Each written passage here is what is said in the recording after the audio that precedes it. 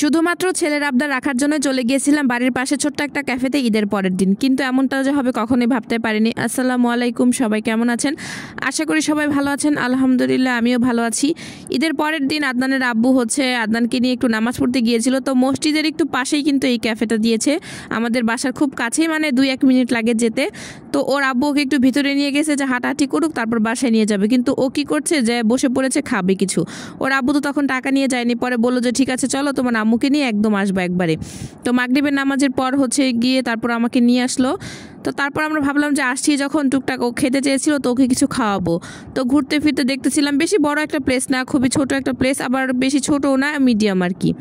তো ভিতরটা আসলে খুব সুন্দর করে তারা ডেকোরেশন করেছে, যেহেতু আবার ঈদের পরের দিন অনেক মানুষ ছিল, অনেক মানুষ, মানে একটা বসার জায়গাও খালি ছিল না, সবগুলো আসলে মানুষে ভরা। তো কোথায় বসবো দেখতে পারতেছিলাম না। তারপর 2-একটা জায়গা যেহেতু আমরা পেয়েছি, কিন্তু ওইখানে যে বসবো প্রচণ্ড পরিমাণ মশা ছিল। আর ভিতরে ডেকোরেশনগুলো সবগুলোই লতাপাতা দিয়ে সাজানো, মোটামুটি একটু সুন্দর বলা যায়। তো এই তো 2-একটা চেয়ার আমরা পেয়েছিলাম, ভাবছিলাম যে বসবো আর আদনানকে খাওয়ায় তারপর বাসায় চলে যাব। কিন্তু খাবার অর্ডার দিতে গিয়ে পড়ে গেছে বিপাকে। খাবার যেহেতু অর্ডার দিতে গেল, তখন শুনলো যে খাবার লেট হবে অনেক। তো এইটা করে আমরা বের হয়ে গেলাম।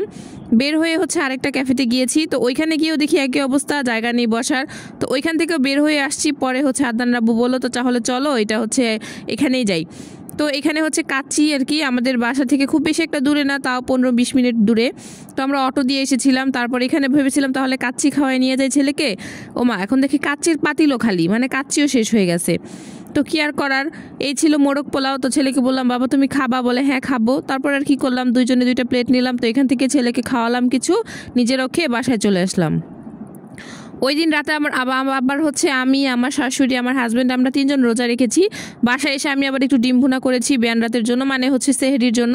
ঈদের পরে কিন্তু 6 রোজা থাকে, যেটা অনেকেই রাখে অনেকে রাখে না। আমি জীবনে প্রথম রেখেছিলাম তো রোজা, তো ভাবলাম রাখি, তো রোজার মতোই তো রোজা রেখেছিলাম। তো পরের দিন আবার রান্না করতেছিলাম। তো ওই ভিডিওটা এটার সাথে অ্যাডজাস্ট করে দিয়েছি। এখানে একটু গুঁড়া মাছ রান্না করব, ছোট ছোট আলু দিয়ে আর টমেটো দিয়ে একদম মাখিয়ে বসিয়ে দিব। এই ছোট মাছগুলো অনেক আগে আনা হয়েছিল, কিন্তু খাওয়া হয়নি। তো ভাবলাম যে ছোট মাছ বেশি দিন ফ্রিজে থাকলে ভালো লাগবে না, তাই একটু মাখিয়ে বসিয়ে দিয়েছি। একটা আলু দিয়েছি, খুব বেশি না। আর পাশে একটু মাছ ভুনা করে নিতেছিলাম।